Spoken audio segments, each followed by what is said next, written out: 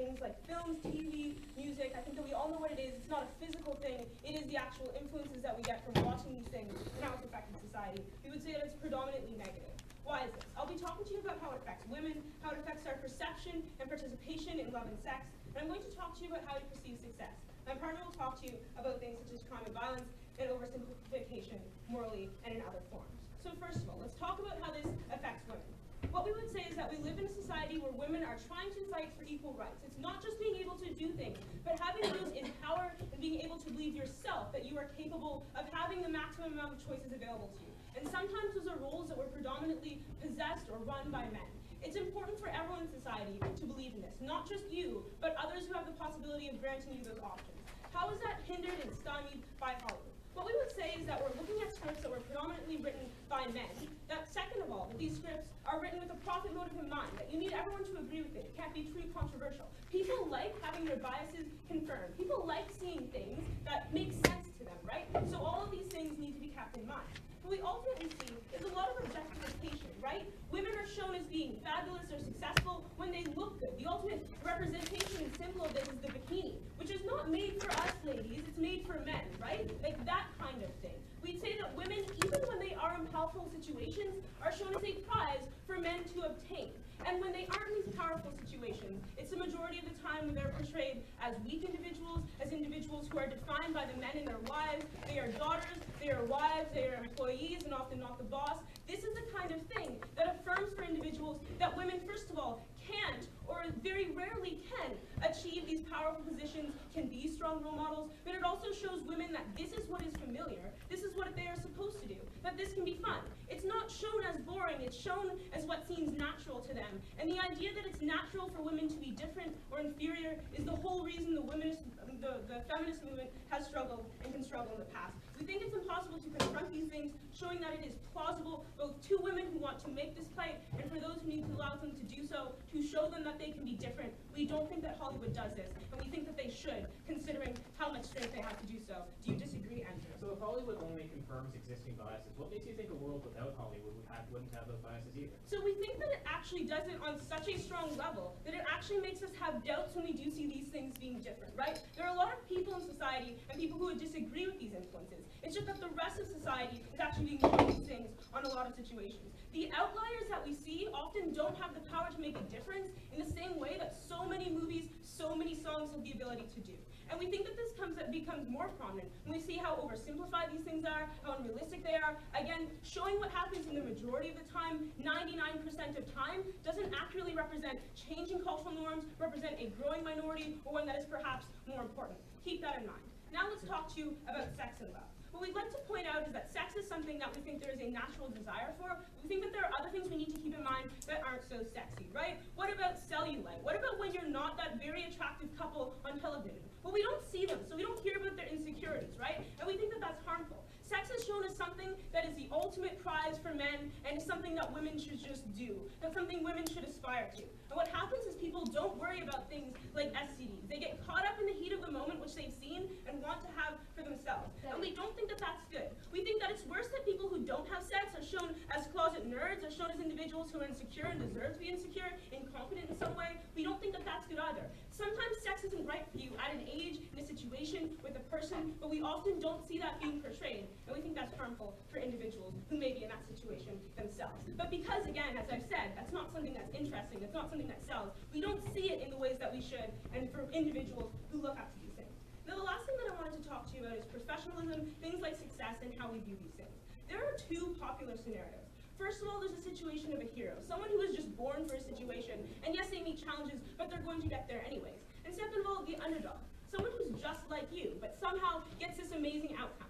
Now, the underdog story is always the same. There's something that they really want, it's probably not likely, and somehow in this 1 or 2 hour plot line, they get there and have all the success that they wanted. Even if they become something like a lawyer, right? Even the end prize is misconstrued. Being a lawyer is filling out paperwork, not busting into some court talking about human rights, right? That's not what happens most of the time. We already know those exist. A lot of it's boring, right? And getting there is boring. And the most important thing to recognize is that even if you do all of that hard work, you probably won't get the top job or the most wonderful prize. Underdogs are underdogs because they almost always lose, right? Not because the people who have all the privileges, have the ability to win every time, but that's how Hollywood makes it seem because that's a story that we like to hear. Go. Why is it a bad thing that people think that they can be successful? We think it's a bad thing when people cannot allocate resources appropriately, right? So first of all, when you think success is something that can be easily achieved and you get bothered, you feel like you're being cheated, it's too much. When you're faced with something you're unfamiliar with, like a 4-year university degree that still may not get you the job that you want. And second of all, we'd say, when you just aspire to be something that you can't be. So many people who want to be Nicki Minaj stop going to school because they think that they can be Nicki Minaj, when none of them are going to be Nicki Minaj because we have one, and she won't be that for very long, when like her implants no longer look that good, right? That's the kind of thing that we're talking about. I think that that's made to seem too easy, too probable, even if you work hard, and most people aren't prepared for that work. What we think is most important about all the things I've said, and what my partner would say, is how this affects us in the long term. In the short term, it sells, it's something that seems familiar, but edgy, it's all the things that interest us. And when we see a plotline unfold, we buy into it and we find it fun. But in the long term, when we buy into that, it affects how we perceive ourselves, how we perceive society, how we interact with others in that society, and often how we limit others and how they interact in that society. Recognize that. Our society is simply a mesh and a big mix of cultural norms, how we interact with each other, and all of our opinions. And when those opinions are based on these flawed or harmful assumptions, we are harmed. Hollywood is not a good influence.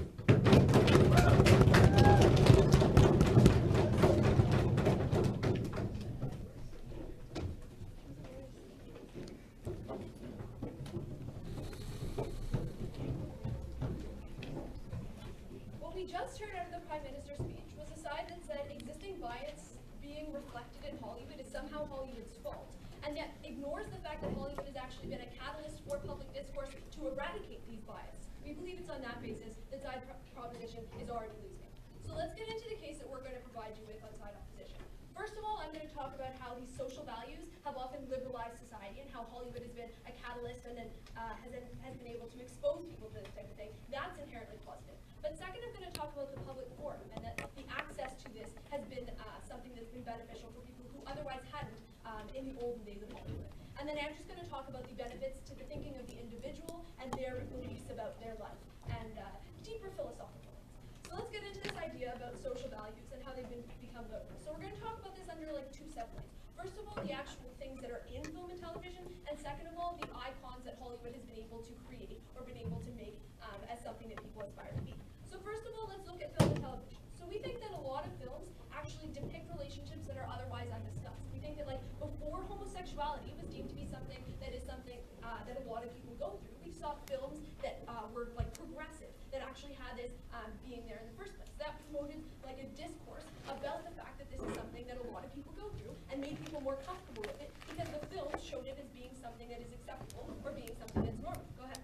The fact is that there were actors that were gay, but gay relationships still aren't shown very often in movies. We had Philadelphia in the 90s, and we had The Kids Are All Right, both art films. Like, okay, but it's becoming increasingly true simply because there are gay actors, and that's like the second point about the icons and how that's been true. So the fact that gay actors exist and have been icons is something that's beneficial. We don't think that just because there have only been a few, that's somehow bad. We think that they're increasing, right? So then let's get into this idea about how these are roles that are not necessarily typically taken. What we heard a lot of is that these like roles are something that women are supposed to be. But what we'd say is that the films were like things that actually showed that women can be in power positions and have evolved. We think that Hollywood has evolved because society has evolved. We don't think that these biases just simply existed because Hollywood created them. Hollywood doesn't create things that are unpopular, right? We think that Hollywood has been a reflection of a particular culture.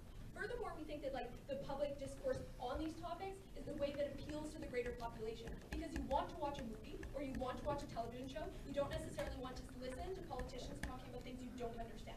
We think it's provided something for the greater population. But let's get into the second subpoint about the actual people involved in Hollywood.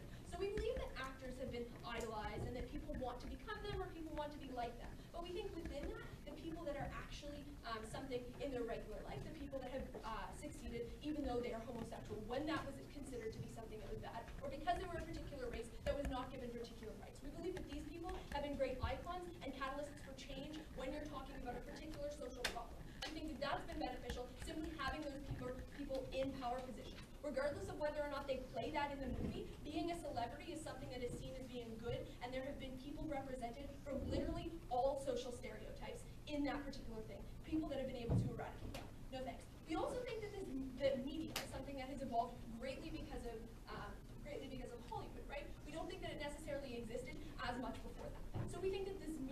of mass appeal and the fact that it reaches everyone has been the only reason why we have public discourse that essentially like spans multiple nations, right? So we heard when we saw like in Missouri, when we saw that congressman basically like talk about women's rights in an awful way, we saw a lot of people have backlash against that, right? Because they have known that we want to value women more, because people talk about that, and because people are being able to talk about that freely, and people said that he was crazy, right? That wouldn't necessarily have happened before if you didn't have this kind of mass media that reached a lot of people, that is developed because people like Hollywood, because people like films, because people have been able to develop the fact that they want to reach the masses, something that was not necessarily developed before that. But let's get into the second idea about the public forum. So we don't believe that Hollywood is a creator, but rather a reflection of society. So I already outlined that in the first one.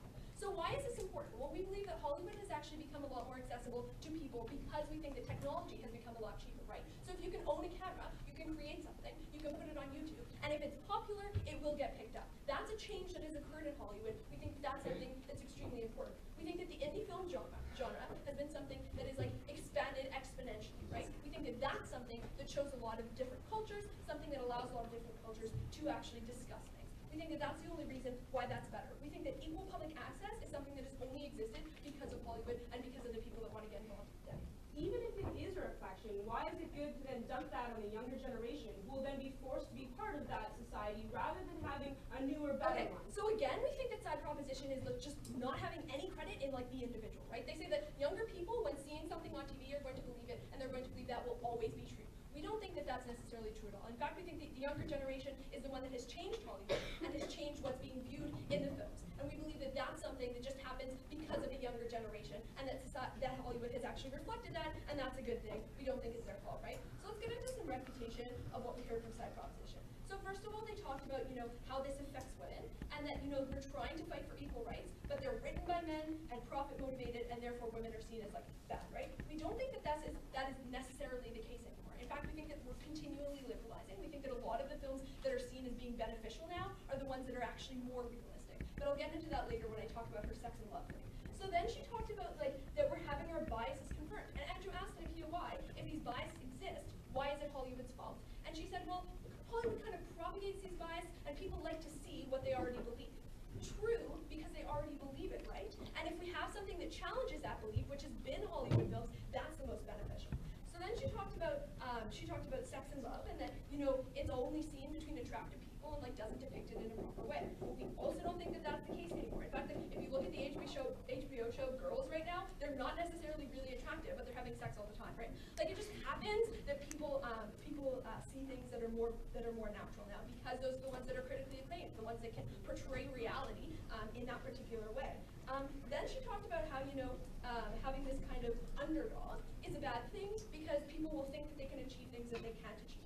We don't think that's a bad thing at all. Like if you believe it, that you can be successful. And in response to that, Debbie said, well, it's bad if you can believe you can be successful, like when you're not eventually going to be successful. So like, why shouldn't you believe you can be successful? That's the only way that you would be, right? But even if you don't become successful, we think that if you go to university, like you're eventually going to learn the odds. You're not going to come out of a law degree expecting to be like the best lawyer and not do any kind of paperwork. We just think that doesn't exist, right? So what have we told you today? First of all, we talked to you about the social values and how that's become more liberal. We think that that's just necessarily true. Then we talked about the public forum and about how this has been unprecedented in anything else. And we told you that side proposition just simply doesn't have faith in the individual, and it's on that basis that we're winning.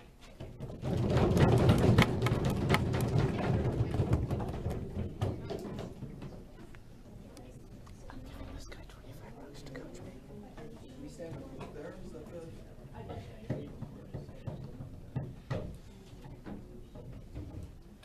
This podium's going to cramp my style.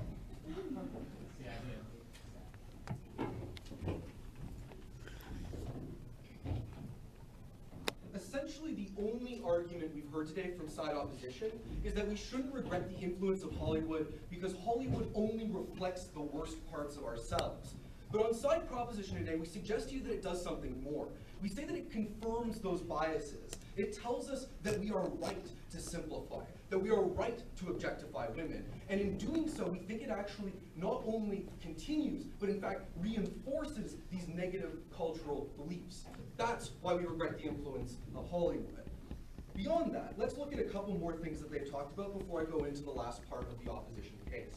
Starting with this idea of liberalization, they basically said, well look, it's not just that they show men and women in these clearly terrible, power dynamic, heavy relationships. They also sometimes show relationships between people of different races. They show relationships of different sexualities. The fact is that that actually just isn't true. There are basically no major mainstream movies that show the main character in a homosexual or interracial relationship. The fact is, and going on to their later point about showing minorities, the fact is that lead characters are almost universally male and white. And where there are minority characters, they are almost universally in secondary roles, unless their name is Will Smith, because he's basically white anyway. Beyond this, our opponents today have told you, listen, Hollywood is liberalizing our attitudes. And on side of the government, we say in some cases that is true. It is liberalizing our attitudes towards sexuality.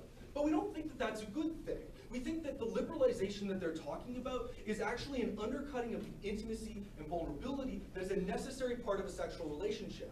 It's an ignorance, a purposeful ignorance, towards the difficult parts of what it means to be human, and instead a glorification of the simple and the profane. And we don't think that that's a good influence. We think it appeals to the baser parts of human nature, and we think that we should both regret and reject it. Moving on, let's talk about Todd Akin for one sentence, because that's all it takes. People were pissed because he doesn't understand biology. It had nothing to do with women's rights. That was only tangentially involved. Beyond this, indie films by definition aren't Hollywood. That's why they're called independent films. I don't think that it's fair for them to come up here and say, well, look at all these really low-release, small art films that are being released on YouTube. That's totally Hollywood, isn't it? No, it's mass, popular entertainment media. That's what we define it as, and we think that side opposition has agreed to play game with that. Lastly, let's talk about believing that you can be a success. Yes, people should believe that they can be successful in their lives, but they should realize that success always comes with an enormous amount of patience and diligence and hard work. The problem with Hollywood is that it says, no, the underdog always wins, and they usually win through one 30-second montage set to some heroic music, and then they overcome. And I'll take you in a second. What we say on side proposition is that when people are continually told that success should be something that comes easily, they think when they don't succeed that it's their fault. They internalize it and it damages their self-esteem, or they externalize it. They say, I've been cheated out of something I was entitled to. Neither of those are good responses, and we think they actually make us worse as people. Yes? Keenan, when you're talking about the underdog, somebody believing they can succeed, it is their fault if they don't, and they try and work harder. Why is that bad? Because they just don't do that. I mean, that is the ideal. But the fact is that the culture is something that you get through repetitive exposure. It's something that you get by being told the same story over and over and over again. And if you're told over and over and over again that success is something that you're entitled to, that just by being the underdog, you should win, when you don't get that, you think that there's something wrong with yourself or the system. That's just the way it is, and outside government, we think that that's a negative trend. But what are our arguments today? Well, I'm going to go into our last point about violence and crime, and then we're going to run that into the idea of simplification. First off, we think on side government that there's a visceral thrill to watching violence happen, particularly for men. And everyone in here, we love a good action flick now and again. But here's the problem with the way that Hollywood addresses violence. It does two things with it. First, it sanitizes violence. It takes the pain out of it. It makes it so that it's distant and dehumanized. You shoot a bad guy, he falls down, and that's the end of it. We don't talk to the grieving wife that he leaves behind, or his now fatherless children. We don't see him writhing in agony on the ground. Those are the real impacts of violence. And when you're told over and over and over again that violence is clean and it's appropriate, we think that you internalize that message and you're more likely to use violence illegitimately in your own life. Second, we think that violence is glorified in Hollywood. It's shown as being courageous, honorable, and necessary in every situation. We think that when you combine these two things, violence is both appropriate and it's also clean. We think we get people who are much more willing to use violence in their everyday life and are much more willing to approve of policies that are violent in their application. What we say on side government is that there are legitimate uses of violence, but the fact is that those legitimate uses of violence have to realize that violence is a last resort. It is something that is terrible, and it's something that we should always try to avoid. Hollywood culture takes that away from us. Beyond this, we think that the uses of violence are in their morality. Let's think about it. The three biggest types of stories are revenge stories, the one lone rescuer stories, and vigilanteist stories. And on side proposition, we don't think that any of these are particularly appropriate uses of violence, even if they do give us the visceral thrill of watching things explode. Beyond this, let's talk about the influence of the American Army on movie making. The US Army actually rents out for free its equipment to action movies as long as they have final control over the movie and the script. What we say on side proposition is that this has actually increased the sanitization and the glorification of violence as a tool for recruiting into the United States military. We think that they've propagated a myth of the individual super soldier that has actually made more people want to join the military, and it does not prepare them adequately for the horrors of actual war. But what's the bigger point we're trying to make here? The bigger point we think on side government is that Hollywood bathes in simplification. It takes complex issues and it reduces them to good guys who are always good and pure, and bad guys who are always evil and vicious. That's not how the world is. The world is complex. The world is difficult. The world requires work. And when we ignore those things, when we're told that we are always the good guys, that we're always on the right side, we stop listening to our opponents and we approve of violence against them, and things start getting nasty. That's why we'd like to propose the motion.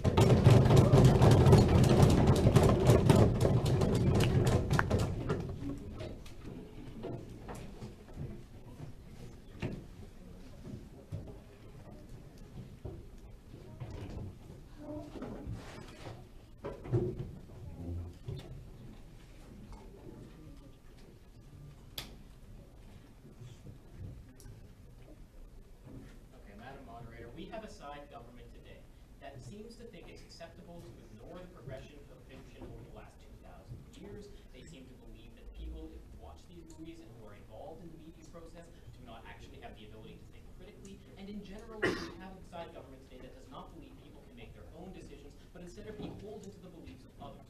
We on side opposition, and I never say this, take a more optimistic view. So what I'm going to do for you during this speech is I'm going to bring up the last point on side opposition. It's the idea of the individual beliefs and the individual introspection. And then I'm going to deal with everything that side government said, which isn't too bad because it wasn't a whole lot. And then we're going to rebuild the points Aislinn brought up. And then most importantly, I'm going to talk to you about the philosophical implications of this when I boil down the topic to 3 key questions. Stay tuned for that. It'll be awesome. All right. So the point I want to bring up is the idea of individual beliefs. And Aislinn's already talked to you a lot about the impact, the positive impact Hollywood has had on society, right? But we also believe that Hollywood has a positive impact on individuals, right? So we understand that there are a lot of shows in Hollywood that simply aren't about the perfect hero, and they aren't about the underdog winning, right? Sometimes shows are just about how life sucks. Case in point, look at House, right? House, the tagline is everybody dies, right? Like you don't get less confirming seeing what I want to see than that, right? No one wants to see that, but at the same time, people tuned in. People wanted to be confronted with things that challenge their own points of view. And in fact, when you have shows like this, when you have different types of media that espouse different points of view, people are more likely to look introspectively. We're not talking about tolerance of other cultures in this point, although Aislinn talked about the treatment of homosexuals and how that's improved with Hollywood. We're talking about how people see themselves and how people see key issues about death and dying, which I'll get more into after I take Keenan's POI, which he didn't do for me. Go for it. Isn't it true that all of the female characters in House either are damaged or are in love with him, and beyond that, it's shown that it's okay that he's an asshole as long as he's right most of the time? Everyone in House is damaged.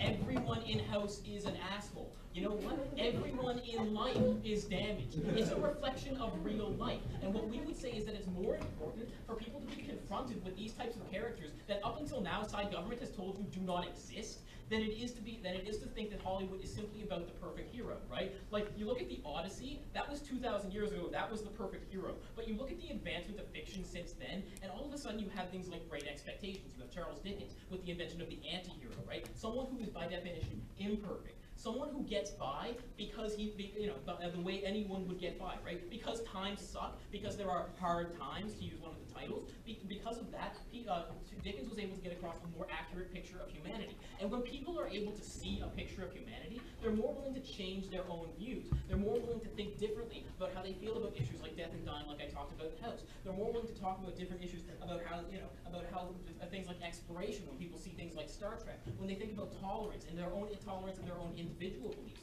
the importance of exploration, the importance of interaction. Those are personal beliefs. Those are individual, deeply held beliefs. And those are things that can be changed through Hollywood. And it's what's incredibly inspiring is that Hollywood is only showing us this because it's what we want to see. There is something deeply hopeful about the fact that these shows are widely watched. There is something deeply hopeful about the fact that we want to see the real world, and we are willing to watch and pay for it when we are provided with it. So that's the idea that we promote on Side Opposition today. We believe that individual beliefs are best challenged, and we believe that Hollywood has done a greater job of this than any other form of media to date. So let's get into the government's case today. The first point that they talked about was the influence on women. And first of all, I want to clear the air. Debbie said that bikinis are made for men.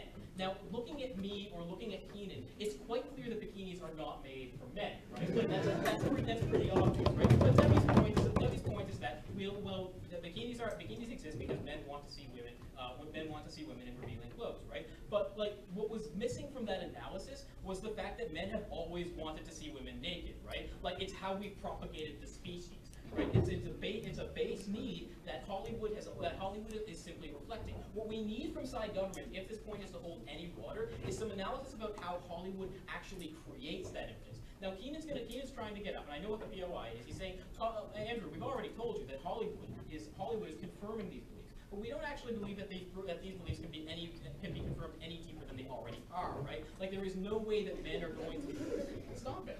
Because there's no way that men are going to be any less willing to look at women, whether or not Hollywood exists or not. We say that these beliefs are already so firmly these beliefs are so firmly ingrained that people are actually that there is no way Hollywood can make the situation worse. Women have been treated horribly over the last 4,000 years, and something that we don't think is controversial really in the public sphere, like Christianity, has done a whole lot more harm to women than Hollywood ever has, and yet we don't think that that's really worthy of discussion. Side government is just looking for a scapegoat on which to place the blame for problems that they see in society. Their hearts are in the right place, but they are shooting at the wrong thing, right? And I know Keenan loves violence, so let's let him shoot at some more stuff. Just because men want to see women naked, granted, why is it that should make it so that our culture encourages women to walk around in their underwear for men's amusement? The point is that society has always encouraged that, right? Like, society... What? Women have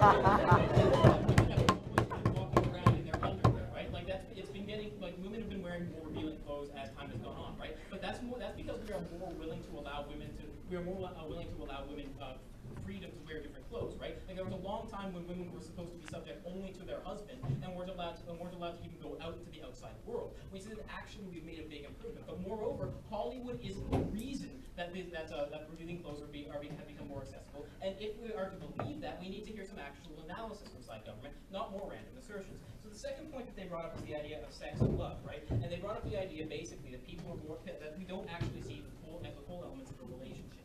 We don't see everything that goes on behind the scenes, right? But the problem is, Mr. Speaker, Madam Moderator, I'm sorry, is that sometimes we do, right? Like, there are TV shows that show us what goes on behind the scenes. And remember, we're not just talking about TV shows here. We're not just talking about movies. We're also talking about video games, right? Like, we're talking about the American entertainment media, and that's very broad, right? So you look at new games like Mass Effect 3 or any kind of Mass Effect game, like, you actually see what goes on behind the scenes. There are very real personal relationships that go on there. You see more than just there's just the base desires being satisfied. Although Keenan seems to love talking about pornography in other rounds. I'm not really sure.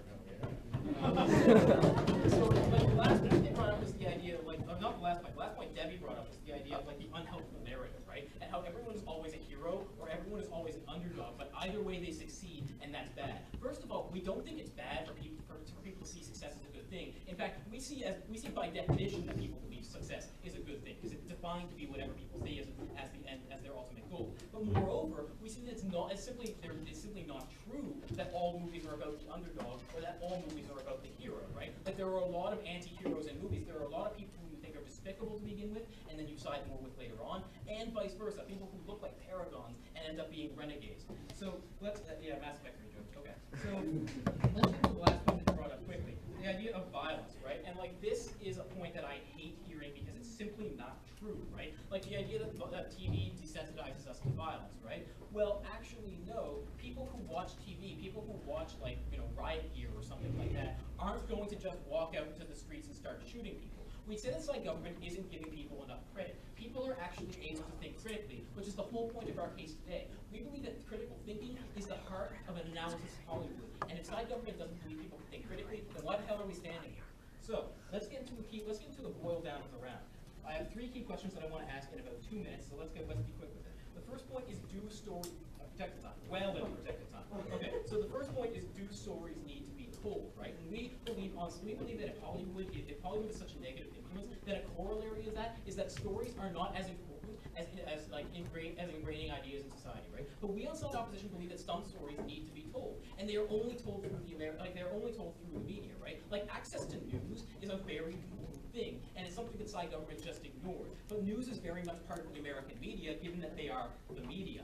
And then we see that actually some stories need to be told, and they are told through the American media system, right? Like the stories of the plight of homosexuals and things like that. We see that actually the American media system has not necessarily changed things, but has instigated a discussion among the people who have then gone on to change things, whereas otherwise these discussions would have stayed in back rooms and not talked about publicly. We say that the ability of Hollywood to shine light on key issues is incredibly important, and for that reason alone we win the round. But I have 2 more questions. How does Hollywood affect the individual? Side government thinks that Hollywood affects the individual in an incredibly profound way. They think it changes the way people look at the world entirely. But we don't believe that, Madam Moderator. We believe that there's actually something more important than that. We believe that actually people respond to the media on an individual basis by changing the way that they see the world in very small ways, but very profound ways as well, right? Like, people are more willing to change the way they look at death. People are more willing to change the way they look at other cultures as well. We believe that's incredibly important, and we believe that to say otherwise is to devalue the value of the individual we have in society. The ability to think critically is the most important thing. Finally, when we talk about how society responds to the media in general, we just reject side government's analysis on faith, because there wasn't a whole lot to begin with, right? We basically asserted that people are going to watch TV, and that's going to become their life. But we haven't really seen any actual examples of that. It's merely been asserted. And because, Madam Moderator, because we believe that people are capable of more, we are proud to propose. Opposed. Thank you.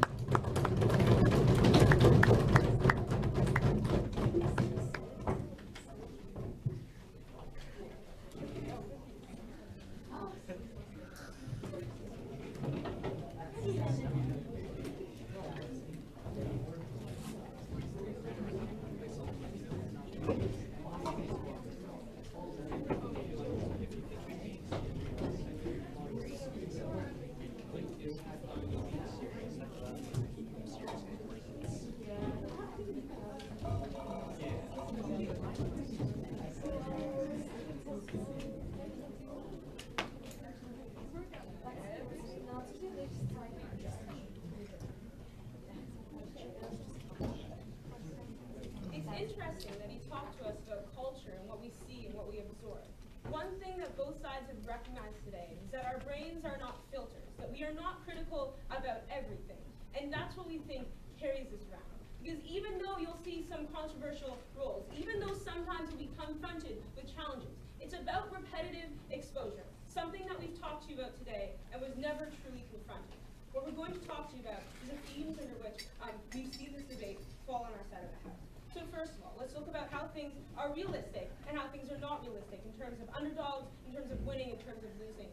Now, what we heard from Ben is that it's good to have an underdog. It's good for people to believe in success. We said that that's good too, but we think that they need to have a realistic impression of that, and we gave you a number of reasons as to why it's harmful. When you lose confidence in yourself because things don't come easy, when you don't have the resilience to get there even though it's difficult, when you do not allocate resources properly because some things are deemed unattainable because just not that many people obtain things. We think that that's important to recognize.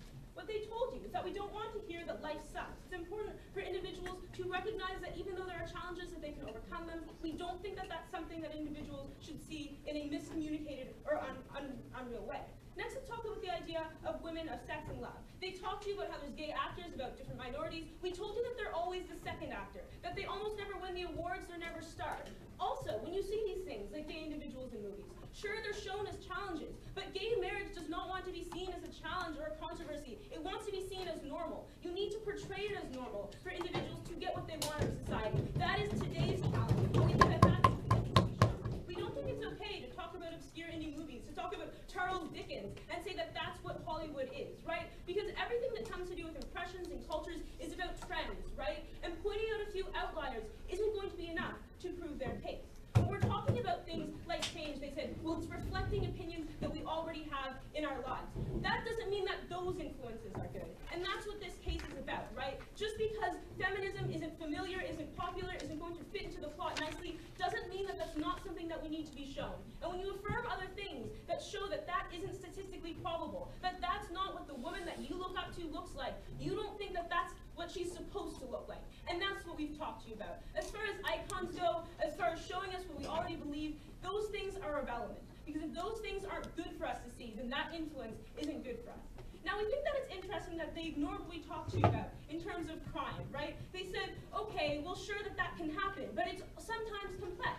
We heard that it confirms our biases, then we heard it challenges us. This conflict was never resolved. Even when something challenges us, like the example that they gave in-house, every other aspect of the plot is simple. Every other relationship is flawed. Every other aspect is something that confirms our biases, because people like being challenged only a little bit. And even then, that doesn't create the trend. That's just something that they see as different from it. We don't think that that can prove their case in general, that everything is philosophical, that the biggest budget movies, the most popular, like Avatar, like Transformers, these things that the debate centers around are truly the things that we are basing our opinions on society about. And we think that that's the kind of influence that we're talking about. Even aspects of moral complexity. Yes, there are some plots where moral complexity comes into play. It might even look difficult. It might look complex. But consider something like Super Size Me, right? It looks like something serious and scientific, but there's a good guy and a bad guy. There are always these underlying themes that keep reoccurring, and that's what we think is so important to recognize on our side of the house today. What we think is important to recognize is that our culture is made on what rubs off on us without our permission, what rubs off on others, not things that we hand select from what we think is most intriguing. And when you're considering this influence, or considering that culture, even if it feeds off of us, sometimes may not be best or what it best can be. We need to recognize when the worst things are taken out, confronted us, and sometimes we don't even notice that that's what we're buying into. Thank you.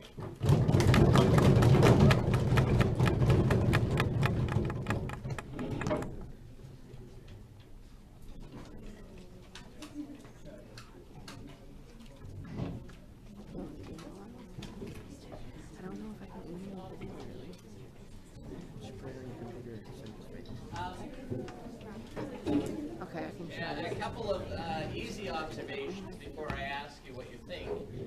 Something which we saw from the opposition in this team, which I haven't always seen from your own debates, is we actually had an affirmative case presented by the opposition. And I commend that to you because it gives a little bit of structure to the whole opposition case. The second thing which we saw, which we don't always see in your debates, is they had no problem finishing what they were saying before they took the point of information. We didn't have a situation where they stopped in mid-thought and had the point of information interrupted. What else did we notice or like or dislike about the debate or the debaters? Sure. I like how they use their reply speeches to really find the crux of the debate and show how their side won. And everybody had no trouble speaking until the last bell and using the last seconds of grace to as extra speaking time. Other observations? We won't be heard. Yes. Most of them sounded pretty threatening. They were pretty confident and convinced, and there might have been violence involved if you disagreed with them. Yes. Did you find that persuasive? Yeah. I thought the way Andrew handled it by being sort of clean cutty, far more entertaining, and it took you a step back when everyone else was really assertive and kind of evened out the debate and helped the team overall. The humor can work if you can make it happen. What did you find that wasn't particularly successful, or what did you find that wasn't particularly easy to follow?